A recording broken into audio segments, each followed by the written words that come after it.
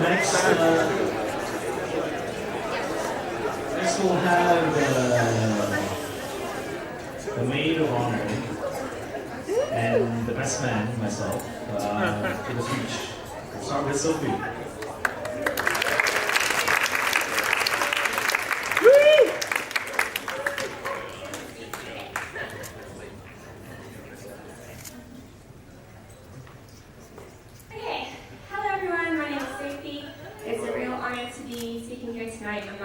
Michelle and Nathan's nearest and dearest.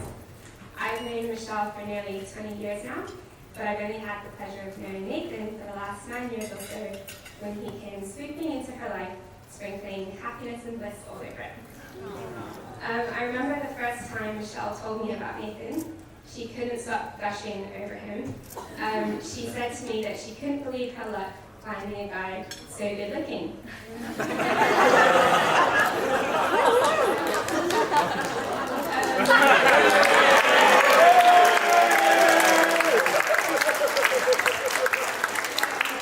Naturally, when I then met him in the flesh, I was a little confused.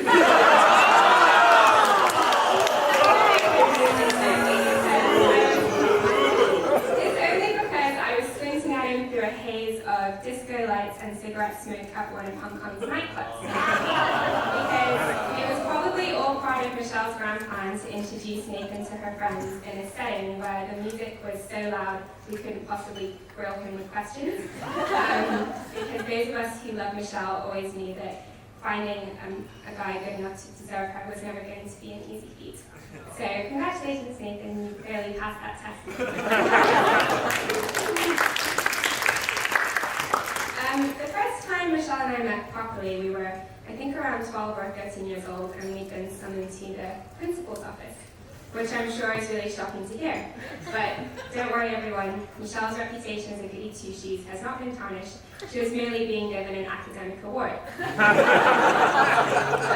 And that particular commendation was for English, I think, but really it could have been for any number of subjects or skill sets, because Michelle is good at absolutely everything, as I'm sure many of you here know. But although she obviously has many special gifts and talents, I should also point out that she works incredibly hard, and also that she'll try anything once.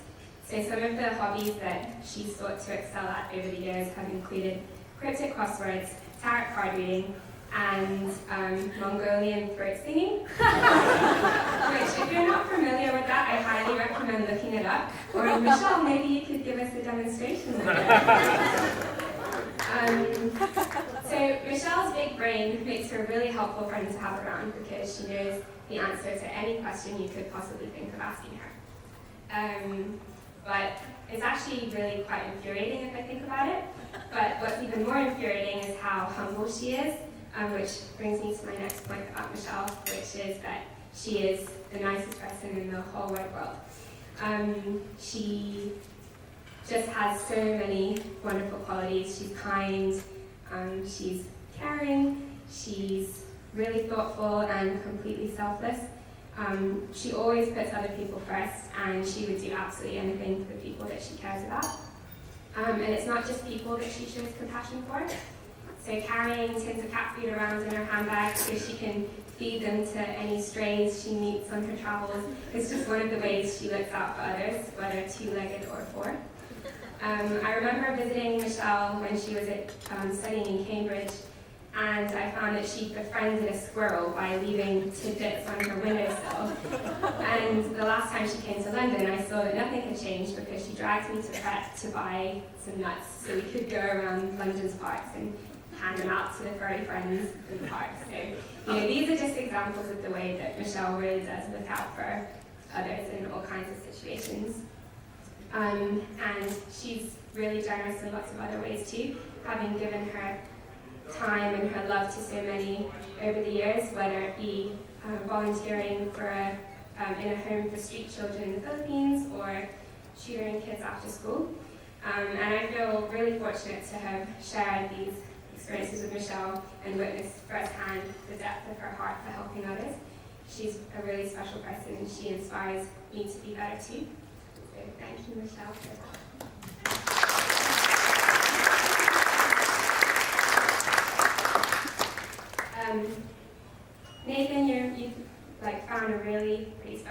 person to share the rest of your life with. But as I'm sure you found out by now, one of Michelle's most redeeming qualities is that she's ever so slightly and ever so wonderfully weird. She's one of the people with whom I laugh the most. Granted, sometimes I'm laughing at her, but still. She's one of the only people I know who would admit that her first teenage crush was effectively SpongeBob SquarePants, cartoon character. Or phoning the Kellogg's Caroline to ask why Frosties have fewer calories than ordinary cornflakes. Or for that matter, decide to do a really hardcore Pilates class in lieu of a traditional bachelorette. But the truth is that it doesn't matter how you spend your time with Michelle. She's just endlessly fun to be around.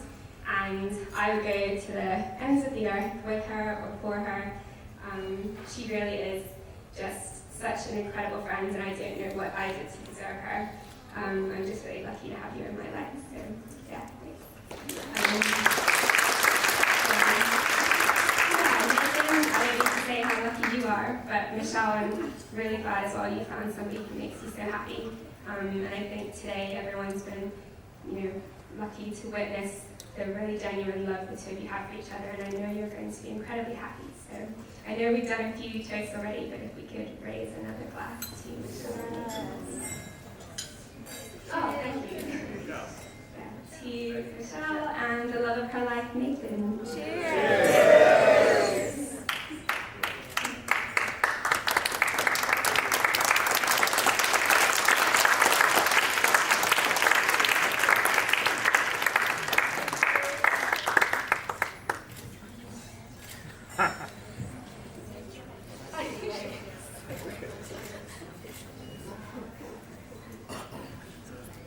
I'd forgotten that I had love.